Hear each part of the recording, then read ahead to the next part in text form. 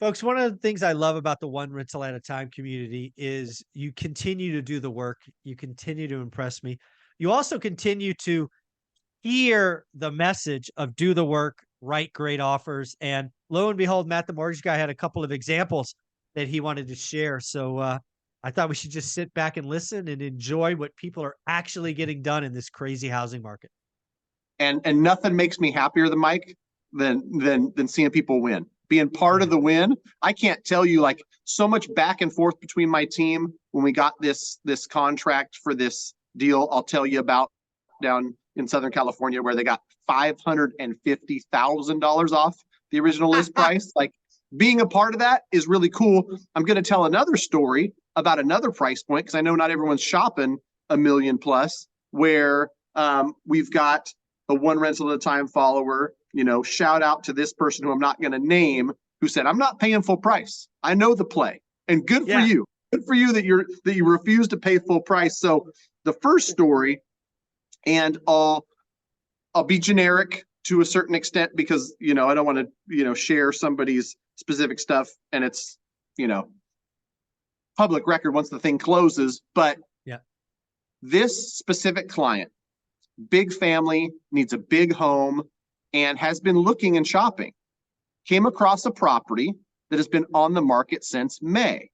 Now, and I know that the buyers that are shopping in the $1.5 million range plus, that's not a huge pool. There's not people lining up down the street, knocking this door down to buy it. So when you list at 1.9 and it's crickets, then you go to 1.75 and it's crickets. The thing is, beautiful neighborhood, 6,000 square foot, beautiful home, but it's old. It's got wallpaper. It needs some work, right? And that's another thing, Mike, is I know for sure the deal that was had here was due to the fact that, like, if you're spending $1.5 million, you want to turn the key and walk in and be done, right? Like, not a lot of people at that price point are looking to put in work. Our buyers, you know what?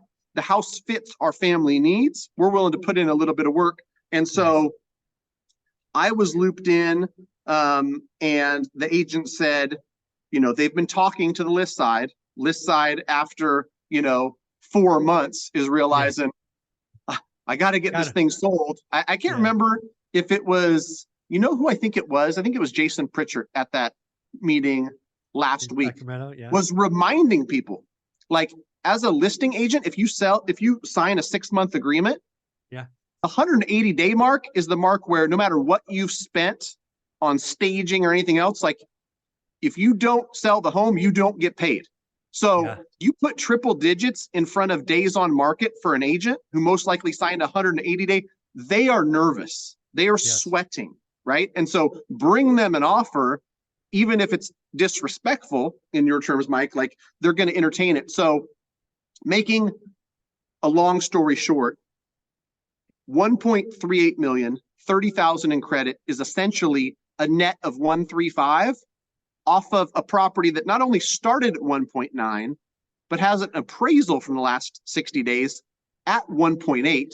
It's a property that, if there was more buyers in the market, is worth a couple $1 million in this current environment, with demand dampened and this happening to be something that needs some work at a price point where people aren't really wanting to work. Like, I am so happy for the client, because the client, like, this is the home for a big family with specific needs around needing a bedroom downstairs. Like, it's perfect. So I love it. And I always tell people too, when there's quote unquote pain or suffering or the need to lower stuff on the sell side, sorry, but my jersey says buy side. Like, I'm on the buyer's team, right? So a great deal is good. So that's a great example of how, in the luxury market, you've said it, I've said it. I might buy something luxury, Mike, just for shits and giggles, to be quite honest, because I see it in a neighborhood I really like, and there's going to be deals to be had, creative ways to put deals together. But for One Rental at a Time students, another example of a student who's been following, student who's been listening, and because of you, Mike, says, like, Matt, no matter what happens, I'm not paying full price. I'm like, all right, cool. You've got that as your criteria. I like it. I approve. Right. And I also like somebody who thinks about what their game plan is, not just on this property moving forward. I'm going to buy a property at a lower price point. I'm going to live in it for 12 or 24 months. I know it will be a rental. So I'm going to go out there and get some great owner occupied financing. I'm not going to pay full price. And even for something sub 500,000, even for something on the market less than 7 days, already have a seller entertaining a $10,000 to $15,000 reduction. And we're going to do it in a way where back and forth with the buyer, like I talk about on this channel. What does it look like with a 2-1 buy down? Okay, we need 9,700 in seller credit for that. Ask for 10, get 10. If you can get some off the price, great. And I think we're going to get price reduction and 10,000 in credit. And this is not luxury. Again, this is 450,000. The pool that a lot more buyers are playing in. And so I'm excited because we've talked about it. There's proof.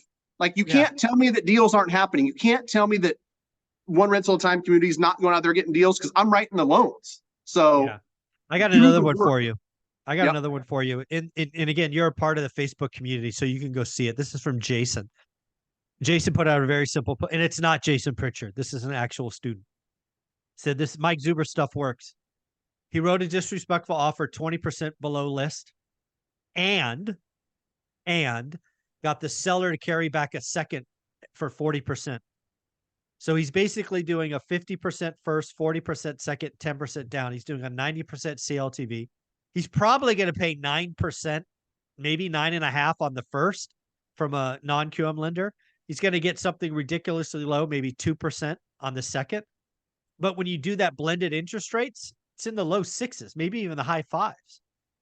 And it's a lot easier to cash flow at 6% than 9%. Right. And the thing that people don't understand is that you've got a listing agent that wants to sell. You've got a seller who in this market wants to sell, and you're the buyer. Everybody wins, right? You put stuff like this together, albeit the seller wanted a little bit more. They didn't win as big as they thought they would. I had somebody jokingly tell me, because looking from the outside in at real estate, they're like, oh, these sellers, they got plenty of equity. What do they care? Which is partly true, right? Like if you look at somebody who is standing to sell it for 800,000 more than they bought it for 14 years ago, or just 650,000 more than they bought it for, either way, they're going to win, right? And so the buyers are, the proud recipients of a discount in price because of the fact that we're in a market where, buyer demand is low, which is the beautiful playground for investors. I'm going to keep saying it. I'm going to keep helping people win. If you're a listener and you're not doing the work, if you're not going out there and looking deals, like it's the time. Q4 of 23, Q1 of 24, I guarantee you, I'm going to be part of a lot of wins. Whether you specifically listening are going to win as well is up to you. I can't, I can lead you to water, but you got to drink. So if you want to connect me and my team, we're in 48 states, so we're doing it all over. This isn't just California, not just Nevada, not just Texas, Tennessee, and Florida, but all over. Greatmortgagebroker.com. There you go, folks. Thank you so much. Thanks, Mike.